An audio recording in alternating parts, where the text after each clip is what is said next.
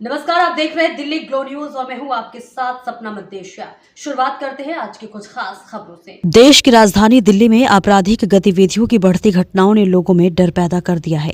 इन अपराधों की गंभीरता विशेष रूप से चिंताजनक है और ये ध्यान देने योग्य है कि रिपोर्ट किए गए मामले उन अपराधों की कुल संख्या का केवल एक अंश दर्शाते हैं जो रिपोर्ट नहीं किए जाते हैं।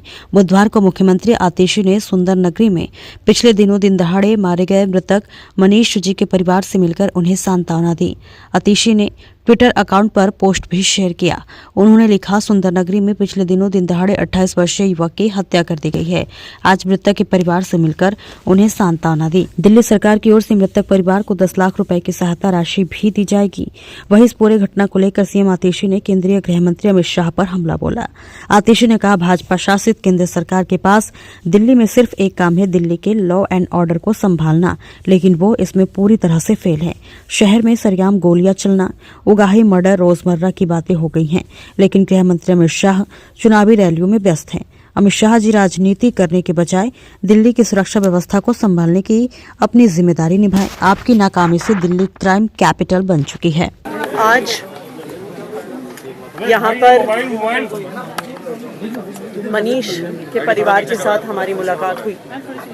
एक यंग लड़का जिसकी जान इसलिए गई क्योंकि दिल्ली में लॉ एंड ऑर्डर का पूरा ब्रेकडाउन है। ये बहुत दुख की बात है कि देश की राजधानी में रोज ऐसी घटनाएं हो रही हैं। कभी राजौरी गार्डन में हम सुनते हैं कि बर्गर किंग के अंदर गोलियां चल गई। कभी हम सुनते हैं कि नांगलोई के पास एक पुलिस वाले की जान चली जाती है जब वो अपनी ड्यूटी पर होता है। कभी हम सुनते हैं कि एक शोरूम के बाहर गोलियां चलती हैं। कभी वेलकम एरिया में 14 राउंड गोलियां चलती हैं। आज दिल्ली गैंगस्टर कैपिटल हो गया है। आज दिल्ली में क्राइम करने वालों को, जान लेने वालों को, एक्सटॉर्शन करने वालों को, गुंडागर्दी करने वालों को कोई भी डर नहीं बचा है। आज उन्हें लगता है कि हम गोली चला सकते हैं, किसी को मार सकते हैं, खुलेआम एक 28 साल के लड़के को चाकू घोप घोप के मार सकते हैं, लेकिन पुलिस कुछ नहीं करेगी। आज भी परिवार यही कह रहा है कि जो मेन आरोपी हैं, जो गुंडे हैं इस इलाके के, जो हर तरह का गलत काम करते हैं, जिन्होंने परिवार के इस बेटे को मारा है, उसकी गिरफ्तारी नहीं हुई है। जो 2 लोग गिरफ्तार हुए हैं वो तो खुद सरेंडर किया है उन्होंने, और पुलिस कोई कार्रवाई नहीं कर रही है। ये आज देश की राजधानी का क्या हाल बना दिया गया है।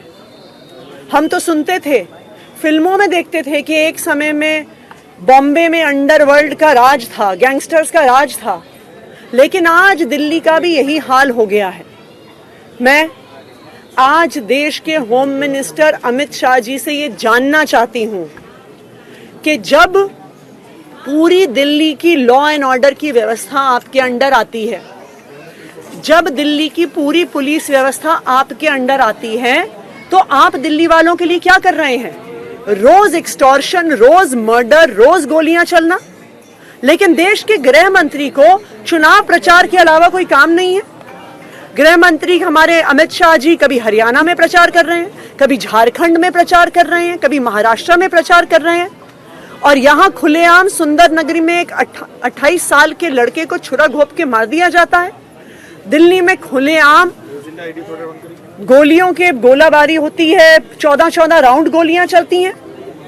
भारतीय जनता पार्टी के पास पूरी दिल्ली में सिर्फ एक काम है, दिल्ली की लॉ एंड ऑर्डर को मेंटेन करना, दिल्ली की पुलिस व्यवस्था को सुचारू रखना, कि दिल्ली के लोग सुरक्षित रहें। तो आज मैं अमित शाह जी से पूछना चाहती हूं कि आप दिल्ली वालों को कैसे सुरक्षित रखेंगे।